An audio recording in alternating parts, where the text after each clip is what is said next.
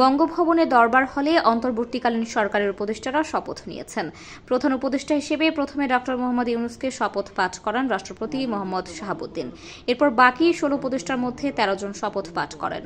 বৃহস্পতিবার রাত 9:27 তারা শপথ নেন। বৃহস্পতিবার রাত 8টায় অন্তর্বর্তীকালীন সরকারের সদস্যরা শপথ গ্রহণের কথা থাকলেও তা পিছিয়ে দেওয়া হয়। ফারুকী আজম, বিধানরঞ্জন রায়, সুপ্রদীপ চাকমা ঢাকার বাইরে থাকায় আজকে শপথ নিতে পারেননি বলে শপথ অনুষ্ঠানে জানিয়েছেন মন্ত্রী পরিষদ সচিব মোহাম্মদ মাহবুব হোসেন।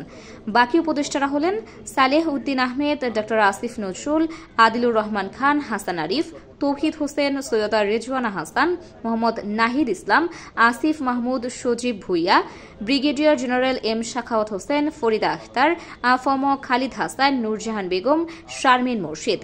এর আগে অন্তর্বর্তীকালীন সরকারের প্রধান উপদেষ্টা হিসেবে শপথ গ্রহণ করতে বঙ্গভবনে প্রবেশ করেন শান্তিতে নোবেল বিজয়ী অর্থনীতিবিদ ডক্টর মোহাম্মদ ইউনূস। বৃহস্পতিবার রাত 8:28 তিনি তার গাড়ি বহ নিয়ে বঙ্গভবনে প্রবেশ করেন। এর আগে বিএনপি নেতৃবৃন্দ, ঢাকায় নিযুক্ত বিভিন্ন দেশের রাষ্ট্রদূত ও হাই কমিশনার এবং আমন্ত্রিত অতিথিরা বঙ্গভবনে প্রবেশ করেন।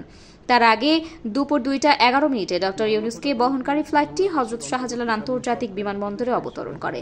এ সময় বিমানবন্দরে ডক্টর ইউনূসকে স্বাগত জানান সেনাবাহিনী প্রধান জেনারেল ওয়াকারুজ্জামান সহ 3 বাহিনীর প্রধান, বৈষম্য বিরোধী ছাত্র আন্দোলনের সমন্বয়করা, নির্বাচন পর্যবেক্ষণকারী ব্রতের প্রধান নির্বাহী কর্মকর্তা শারমিন মুর্শিদ ও সুশীল সমাজের প্রতিনিধিরা। নতুন বিজয়ের মাধ্যমে বাংলাদেশ নতুন বিজয় দিবস শুরু করবে উল্লেখ করে ডক্টর ইউনূস বলেন, নতুন বিজয়ের মাধ্যমে বাংলাদেশ নতুন বিজয় দিবস শুরু করল। আমাদের এগিয়ে যেতে হবে।